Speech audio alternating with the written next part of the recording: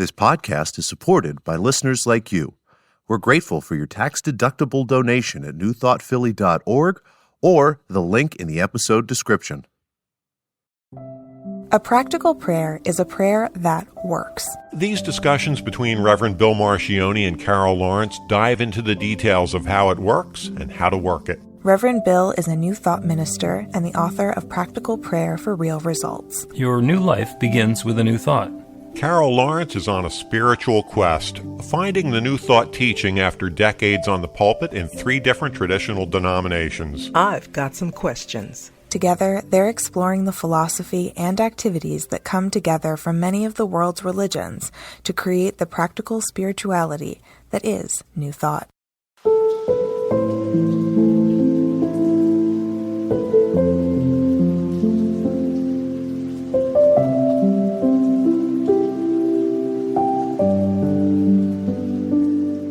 Welcome to the Practical Prayer Podcast. I'm Carol, here with Reverend Dr. Bill Marchioni. And we have wonderful ideas for an episode of the Practical Prayer Podcast for today. Yeah, I think... You started with a good one, and then you added another good one on top of it, so I'm going to see where we go with this. Okay, so I don't remember what good one I started, but what Time. Yeah, I've been thinking about how time from everybody, it's not just me, but people are just saying, time just moves so quickly and things are changing. And so I try to put a beginning place to focus. And so I'm a baby boomer, obviously. And things are changing quickly to me, but when I look at from a perspective of a baby boomer, that generation and the values and the things that happened that nurtured that generation it was so long. It was not a whole lot of change during, the 40s, 50s, the 60s started to change a bit. And then when those babies grew up, then, things started changing more quickly. But now it just seems like it's not every 10 years changes. It's like every 2 years are changing. And we're feeling it. And I think the anxiety that people feel are trying to say, okay, where do I start? But as soon as I start, it's changing again. And it's attitudes, it's the way we define things or redefine them. We can't get a grip on it. And that's when I mentioned to you New Thought, and the concern of, how do you attract people to New Thought or any philosophy that you hold dear. Things change and circumstances are in such, I don't want to say disarray, but sort of feels that way. Where's my center at which I can balance things against? And when the language has changed in so many ways, and I know you'll speak to that, I before I can get a grip on making sense of it, it's changed. Yeah. Well, okay. So, and I'm going to recall back, and I'm going to use some marketing phrases. One of them is, "There's an app for that." Remember, there's an app for that? Yes. It was shortly after smartphones came out and apps were a thing, and suddenly everything could be turned into an app. And of course, now everybody takes that all for granted. Nobody says there's an app for that because, of course, there's 17 million apps, and there are countless people spamming me in my email offering to make an app for me. And 20 years ago, I would not have known that I needed an app because there was no such thing as a smartphone 20 years ago. I was actually into phone technology when I was a teenager. I was one of those geeky kids, and I built a phone into a briefcase. It was kind of cool. Now, you still had to plug it into a phone line in order to make it work, but it was just kind of fun to have a briefcase. You carry it around, it didn't look like a phone. It just for fun. And we used to have landlines, and that's all we had. I was thinking the other day about when I first moved to Philadelphia, and I was working on a morning show on a radio station, and there were people who were I'm going to get together with some friends afterwards, and I was staying in a hotel because I was brand new in town, and they didn't call me, and I had no way of getting a hold of them or figuring out where they went. So I was completely stymied.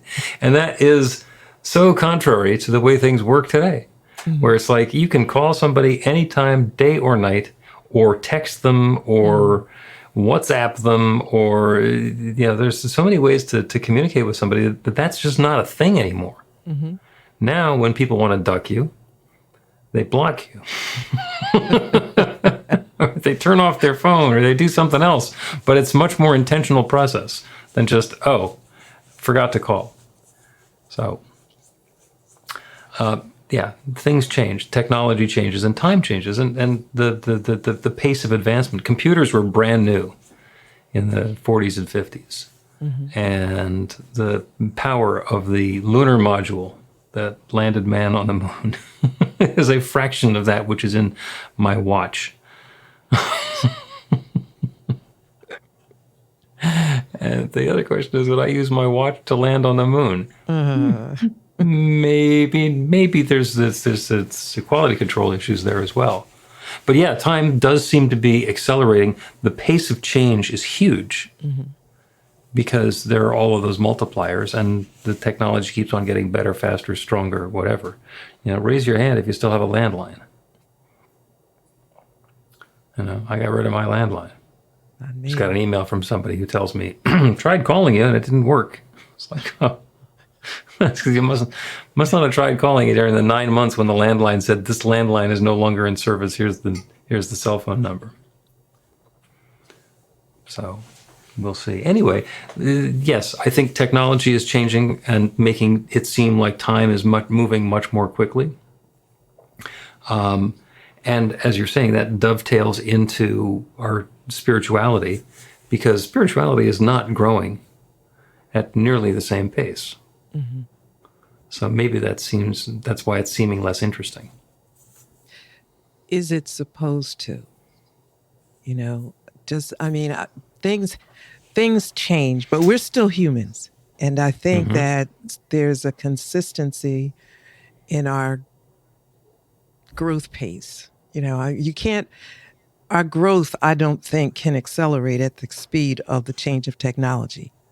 So I think that's where we're seeing a lot of social unrest, because so much is expected of the human, and I'm thinking about young people, to be in pace with the pace of the change of the world. It takes time to grow up. It takes time to mature and experiences to bounce against each other, so that you can come up with some conclusions that are workable. But it seems like the world doesn't allow for the natural growth process and the natural intellectual process. And in that, I'm questioning, is there a natural growth spiritually that perhaps is getting just ignored? And people are just, because churches are empty. Now, the pandemic certainly did have something to do with that, but that was happening before the pandemic. Oh, yeah. And it's continuing to happen, and even more quickly because of the pandemic. And what I'm seeing is that the trying to rebuild something in the old way that it used to be built, it's not going to work anymore. It's not working. But I see persistence instead of saying, okay, let's see what we can do to upgrade, you know what I mean? Our upgrade, our thinking to where the world is now. I think back when I was, I'm not going to say when, but I wanted a while ago. Yeah, sometime in the past. A while ago, when gospel music was the devil's music. And the church just was vehemently against it. And at that time, I wasn't in it, but I was kind of an onlooker, thinking, I don't see what the problem is. I just don't see it. But I wasn't aware of the older perspectives I wasn't concerned with the devil. I just didn't see it. So it seems like that same idea is being carried over, or that same attitude is being carried over to the changes that we're facing right now. Just how can this be good for us? How can we redefine things so that we can be in pace and be in harmony with the change, as opposed to trying to turn it back and being angry with the people who don't want to, go back and make space or create space for newness to be okay. It's okay. If we change the name of something, it's still the same thing. Yep. But, now I'm a big fan of saying this means that it used to mean that, but we're using this. I'm a big fan of helping the transition. Now that might Right. be a bit slow. We may not have time for all that. I don't know. But I think when you want to help people understand, you have to help them understand what it was and now invite them into something new, not bash what was old. Yeah, and there's so many ways to talk about that. And one of my favorite things a couple of years ago, the word of the year was literally. And the new definition of literally was figuratively. Because people say, I've been waiting here literally for 1,000,000 years. Yeah. And they literally have not been waiting there for 1,000,000 years. So literally suddenly began to mean its opposite, which was figuratively. So the language changes, and it still wasn't 1,000,000 years. So did we lose some nuance? Did we get the ability to be more evocative with our language? I don't know. There are lots of apps that are installed on my phone that will help me with my meditative practice and my gratitude journaling. And there's one that will actually let me look up a prayer or request a prayer from Silent Unity. And there's no shortage of people who are willing to pray for us on an app, and even broader array who will do that in exchange for supporting my ministry somehow.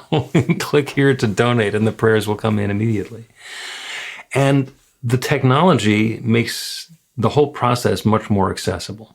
So if I'm looking to do a meditation to deepen into my breath work, then it's much easier to find that now than it was 30 years ago. 30 years ago, I have a cassette or a CD that a friend showed me, or a technique that I learned at a workshop, and I'm going to go back and look up the notes on that. I'm going to do whatever the process was, rather than turning on Insight Timer and going through, I want something that's between 15 and 20 minutes of elementary breath work. So in that case, in that sense, it's gotten much easier and much more accessible now. And in order to get the benefit of the breath work, I actually have to do the breath work. The change and the shift and the growth that's happening is still in consciousness. And that doesn't happen quickly just because we have an app, just because there's something installed in the phone in our pocket. The transformation takes the time the transformation is going to take. And one of the things that I teach people how to do is advanced consciousness and to do practical healing prayer for other people. And people will say, well, how long does that take? It's like, well, actually learning the steps in the process is an afternoon.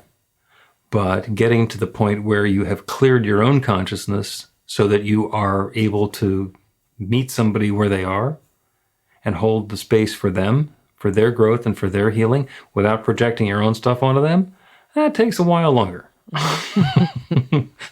That part takes a while longer.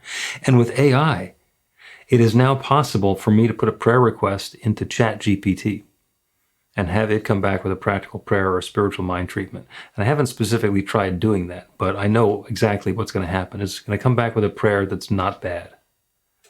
Because what it's doing is it's going to be comparing that to every prayer that it's ever found written down anywhere on the internet. Follow that formula and give me back the answer using the pre-digested verbiage of that prayer. The interesting thing is that there's no consciousness in artificial intelligence.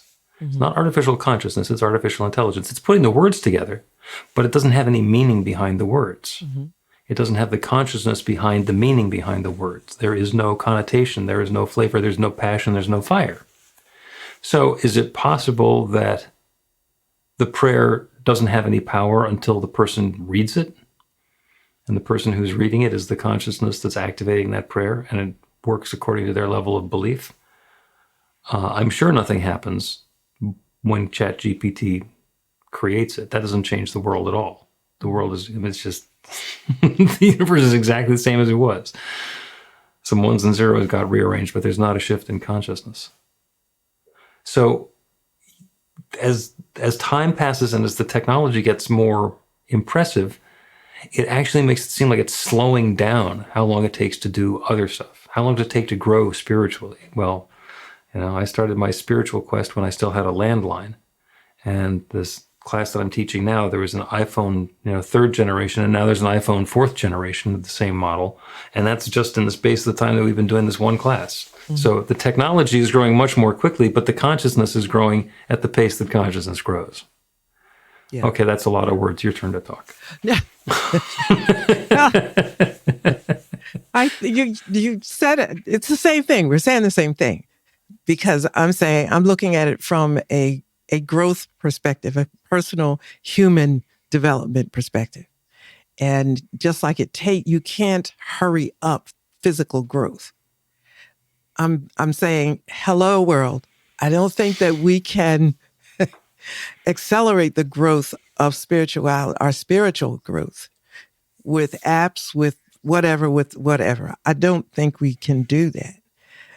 I'm not even sure why we would want to do that. Because you used the word consciousness, which I thought was really a perfect thing to bring in. Until I have an awareness of what I'm saying and how it fits in my life, it doesn't work. It's just words. And I remember when I was a pastor a lot, I would say, you have to walk in this scripture and feel the sand on your feet. You have to put Nikes on Jesus. You got to feel what the weather was like, whatever, of course I know Nikes probably aren't the big thing now, but that's just my way of trying to just say that just take a moment. And we do have a moment. It's like right where we are now, there isn't a moment to think. There's no way to put it together to make sense. You just have to do. And I'm wondering if we are respecting the time that it takes naturally for growth to happen. Just like physical growth, is there a natural pace of growth spiritually? And of course, it depends on, I know, experiences. I think that's how I think that's how you translate your experience, your spiritual understandings become real when you translate it into or lay it juxtaposed to your experience. Now, I would certainly get in trouble in another space by saying experience is king. But I do think experience is king and queen, whichever you choose. I think that it has to be a consideration. But, give me a chance to figure it out before we, Don Miguel Ruiz's The Four Agreements, that's like 20 years ago, I think. Yeah, even more at this point. Yeah. I think it was in the 90s. But the fact of the truth of it is still relevant. Like when he said, don't take anything personally. Now, that's not here anymore. That's, like you said, that's in the 90s. But that is so relevant and helpful right now. How is it that we lose this? I didn't lose it. I keep on giving that book to new people. My favorite thing is when somebody comes and says, "Yeah, I got a teenager who's interested in this stuff. What do I want to? What do I want to give them? Give them the Four Agreements. Give them the Four Agreements and say, this is really simple, but there's a lot behind it. So so read through the whole thing and then we'll talk."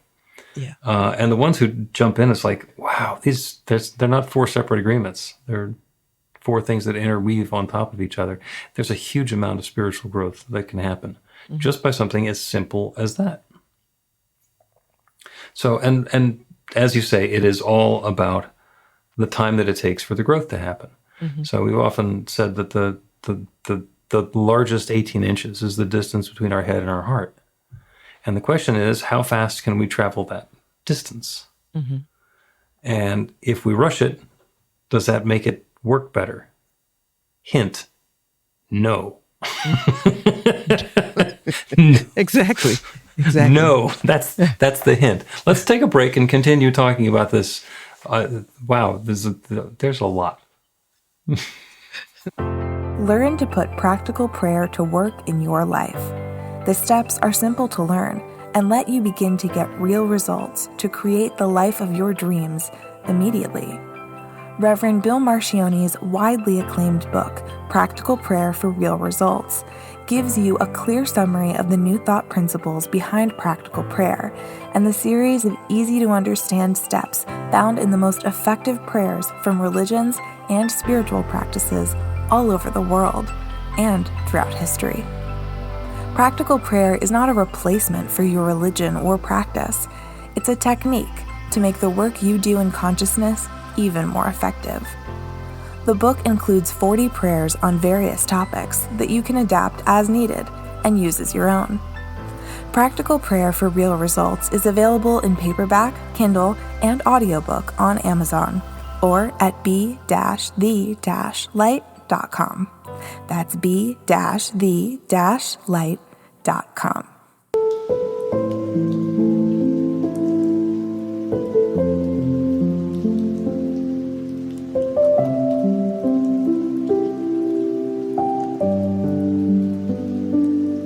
Welcome back to the Practical Prayer Podcast. I'm Carol, here with Reverend Dr. Bill Marcione. Conversation is great. It is. It is. And I actually wanted to mention something else that's coming up because we're talking about the language, the vocabulary that we're using, and that it's become dated, and also that the pace of time seems to be accelerating. And I was reminded during the break that I'm actually doing a class that goes in the opposite direction. So we've often said that practical prayer is based on the patterns and the templates of prayers from all the major religions. And so I'm doing a class. It's a live class. It starts on January 9th, called Do Healing Like Jesus. And we're going to go back into the Bible, into the source material, and say, this is the prayer technique that we're using, and this is where Jesus told us how to do it, and what to do, and why to do it, and why it's not it's not blasphemous, and why it works. And it intentionally using the old language. Mm-hmm. I mean, one of the books is the Practical Prayer for Real Results book that I wrote, and the other one is the Red Letter Bible, where everything that Jesus said is in red. Mm-hmm. Mm-hmm. The reason that I appreciate that, what you're doing, when you told me that you were going to do it, I really appreciated it because I thought it's a good way to start with what people are familiar with, what they know. So you say, this is the way you do something, but their frame of reference, and not necessarily a knowledgeable frame of reference, but their comfort zone is, well, Jesus is a comfort zone, regardless of how much you believe or know about Jesus. It's just comforting to hear the name, and and there's a lot in that and a lot to be learned. But when you create a base for people or go to where they are, it's easier for them to understand things. I remember when I was taking one of your classes, and I always say it was the first class, but to me, it's like one ongoing learning, one more class. You talked about, because I've always been very in tune to Jesus's prayer. And you said, well, Jesus did the the practical prayer, and this is how he did it. And I'm thinking, okay, now I know this prayer, right? I know this. So let's see how he's going to wind this up. But then you said he lived it. And bingo, the lights went completely bonkers. I said, I get it. I get it. Now I want to do it like that because I understand it in its totality. And I think that's where the magic is, to meet people at that little space where that's meaningful to them. And when we come into a new place or we're trying to give different language, sometimes it doesn't have a reflection point. That's not the right thing, but yeah. I think you know what I mean. Yeah. Well, and the question is, do you have this day your daily bread? Yeah. And if you did have it, what would it look like? And if you don't have it, what's going on? And how important is it for you to have it? Pretty important. Well, it depends on what people think of as their daily bread. If it's just something that you're repeating morning and afternoon, then it might not have any meaning. But that's where living the prayer comes in. Yes. Yeah. You know, what does fulfillment feel like? I can't tell you what your fulfillment feels like. That's your fulfillment. It's I just am in favor of not necessarily a slow pace, but a pace that is consistent with a logical growth pattern. That's just the way I think. You know, somebody called me and said, I've lost it. I was doing really good, and they gave me the time that they were doing spiritually really good, and they were just all totally completely frazzled, and I need, and you helped me. And I said, you know what, life happens. Life happens, and when life happens, some things just go by the wayside. So what you do is we're going to go back and pick it up. And to me, that was just removing the anxiety of it's got to be this way now, and I don't know how to. You know what I mean? Give people with this class, it doesn't matter. I'm thinking based on what you said, you shared with me. It doesn't really matter how well people know Jesus. It really doesn't. No. It only matters that, I heard of that guy. Okay, well now what exactly? Because I know he prayed. Yep. I know he has prayed. a reputation for having prayed and having the prayers work. Yeah. Yep. They were good. 40-some miracles or healings that are recorded there in about Jesus. And the thing that I have learned from you, Carol, over the course of these last 3 years or whatever it is how attached people are to thinking that they already know what Jesus was talking about. Mm-hmm. Because there's what it says, and then there's what people say it means. And a lot of people just skip over to this is what the guy said it means, and we're going with that, rather than going back and looking at the words and saying, is that really what it means?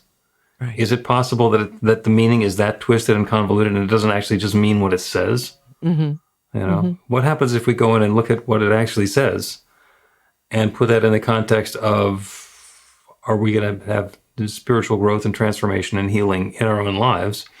And maybe he was explaining how we can do it. I get it. I really, really get it. It's threatening, to think for yourself. Mm-hmm. And I don't mean that unkindly, but it is threatening. It's much easier to go with what you've been told. And if it is not consistent with your reality, it's just easier to act like it's okay anyway. And say, okay, well, look, I'm just going to stay with this. And if it works, if it's fine with you to stay with that, that's fine. But we do have permission to use the brain that we've been given. Yeah. Yep. And yep. Its use is optional. We don't have to use it. We can. Right. And there's some advantages. There might be, but you can always decide not to use it. If this is not working for you. But we're created according to the biblical account. We're created in God's own image, and the words that I used that got me in a bit of a tight spot once. I have no idea where I got this from. I think it was like an instant download. I said, you are, or we are, the manifestations of God's imagination. Now, to me, that makes absolutely perfect sense. It just, not necessarily saying anything different. I'm just using different words. And it sounded, maybe a little bit spooky to people. But here's the thing. If we're created in the image of God and God had imagination, it does stand to reason that there is some intellectual property with God. Some, you can call it a brain, but there's some intellectual property there. It's a mind, yeah. Yeah. So if that is the case and we were created in that image, then I would think it's perfectly okay for us to use that. Right? Not going to get any pushback from me. But there's a lot of pushback. And I'm not so much concerned about, because if you're going to spend the energy to push back on such a logical conclusion as that, then I'm not surprised. Okay, then you can have it. My attention goes to those who would like to explore that, but perhaps are afraid of things, are stopped by the fear of. My husband and I were talking about it yesterday, how we didn't know each other until we were adults, of course, but we had such similar Christian experiences. If you started asking questions, well, now you were in trouble. You better not ask any questions. And so my father, who was such a great influencer where I was concerned, he's rooted in this church. And apparently I was asking questions and somebody told on me. Mm. And, we were driving, he was so quiet. And he said, Carol, in the softest, lowest voice, like there was nobody in the car but us. Who's going to listen? He said, just don't ask them. Just leave them alone. And I thought that was the coolest thing, because I wasn't being punished for asking as I had been in other situations. But here's the smartest guy on the planet saying, listen, just leave them alone. Don't ask. And I thought, okay, that's cool. Maybe there's a time when I could ask, but just leave these people alone. That was so great. Yep. But everybody you have doesn't. gotten around to asking those questions, haven't you? Oh, absolutely. You have not skipped over any of them. Not. I'll come back and ask a couple times. But the sad part is that feeling is still there, with a lot of people. They've not given themselves permission to pursue the questions. Nothing's going to happen to you, really. It's nothing going to. Well, maybe something good will happen. Yeah, but nothing bad.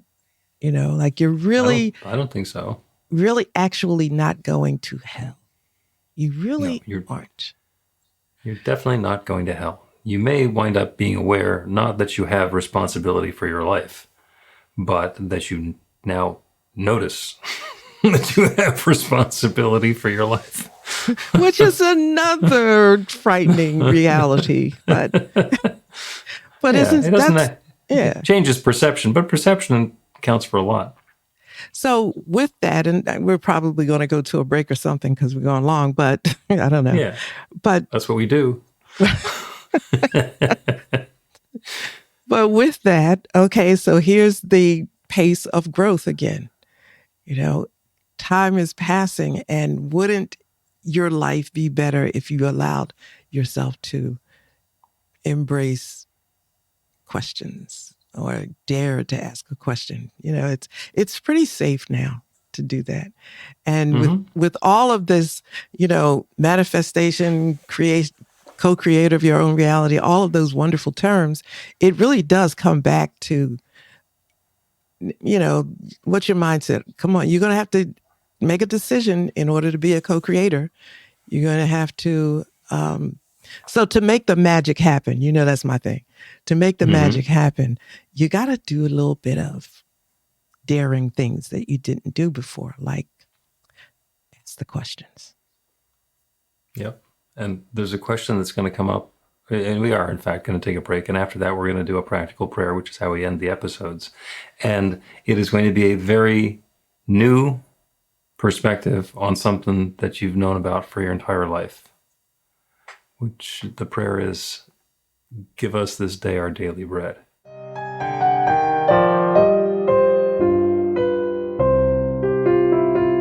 It's Reverend Bill letting you know that the Practical Prayer for Real Results class is now available on demand. That's right, you can take it at your own pace, anytime you want. All of the information is at bethelight.com. That's b-the-light.com. You know where to find that stuff.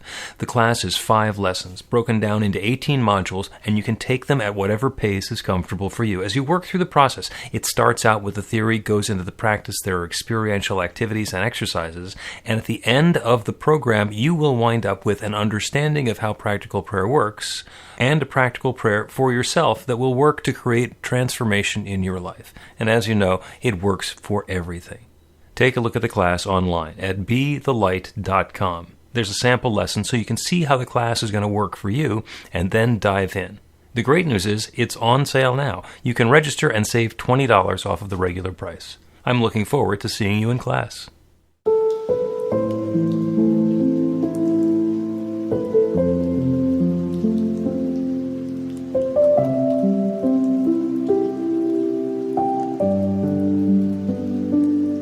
Welcome back to the Practical Prayer Podcast. I'm Carol, here with Reverend Dr. Bill Marcioni. We're having a wonderful conversation about the variable nature of time and how quickly things unfold or don't, and why it takes time for some things to happen, and also the vocabulary that we're using when we're talking about our spiritual growth.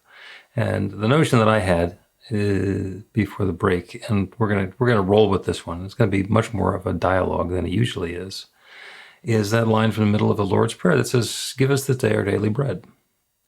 And there are all sorts of assumptions about what that means. Give us this day our daily bread. That means that we're going to get bread.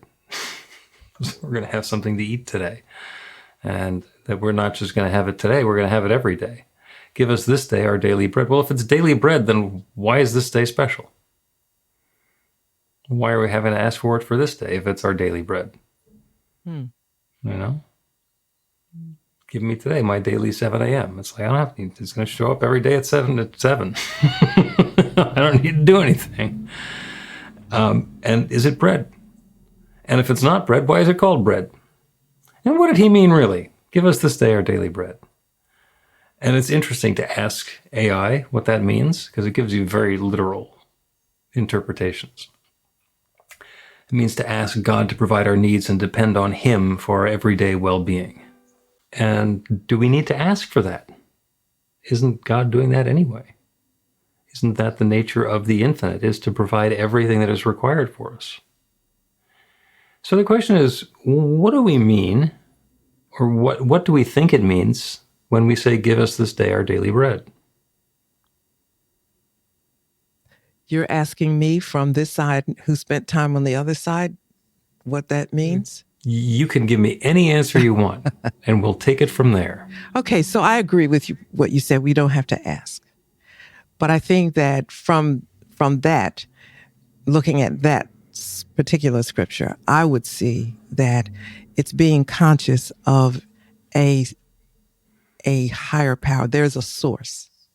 Mm-hmm. And you are, in asking, it's almost just recognizing that there is a source. We're in this together, co-creators, but I like to think of it as that we're partners, but there is a senior partner here, however you so slightly might want to look at it. So recognizing that, give us this day, is recognizing that there is a source that you need to be conscious of. That is not you. Mm-hmm. So we open to that infinite power and invite ourselves to get that daily bread. And I love turning things around backwards to see what they mean if they don't mean, or if they're not what we're saying they are. So what is it to not have our daily bread? Well, that means that we're hungry. That means we are not fed. That means we do not have the sustenance that is required. And then I think maybe we're getting a little closer to it. We're inviting that divine creative power that creates everything, that has created us, to feed us, to fill us, to nourish us, to fulfill us, to provide the resource that's necessary to take the next step in our lives. Mm-hmm. I have often said that hungry people make poor philanthropists, because you can't help other people if you're looking for your next meal. Mm-hmm. We can't. Mm-hmm. So give us this day our daily bread is a reminder to be in alignment with that infinite creative power, to allow ourselves to be filled and fed so that we can in turn do the work of the divine and bring more good into the world. Mm-hmm. So let's think about it that way and take that into a practical prayer and start, as we start with a practical prayer all the time, by turning our attention to the infinite. When we say, give us this day our daily bread, we're turning to an infinite creative power, that one divine source, that one that shares itself as all of its creation.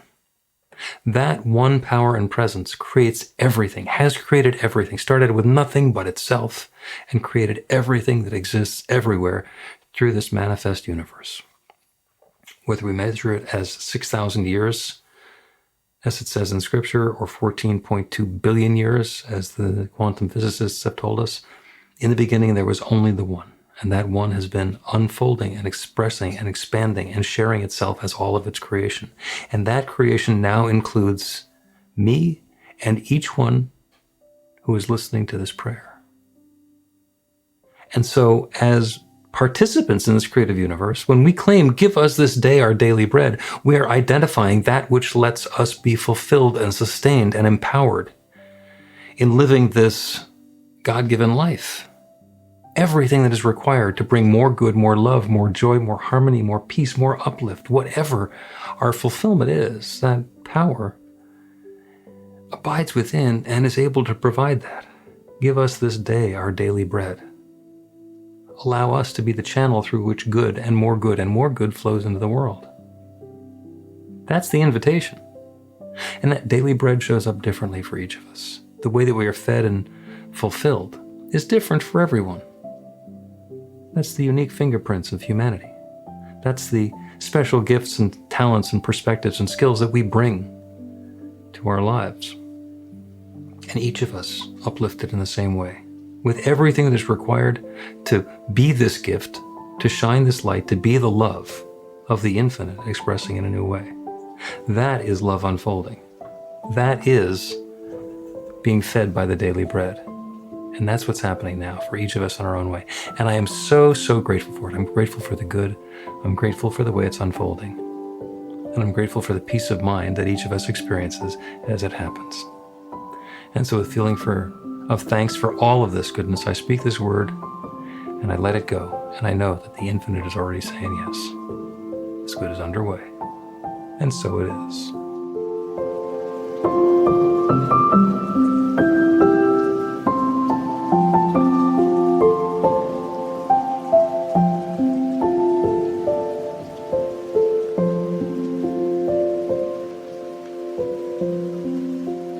The Practical Prayer Podcast with Reverend Bill Marcioni and Carol Lawrence is a production of BeTheLight.com. be-the-light.com, where you can find more information about practical prayer for real results. Our theme is by Music of Wisdom.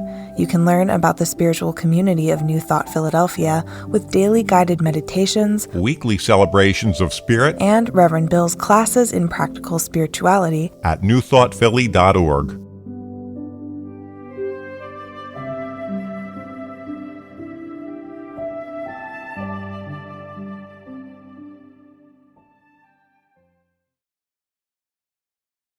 This podcast is supported by listeners like you. We're grateful for your tax-deductible donation at newthoughtphilly.org or the link in the episode description.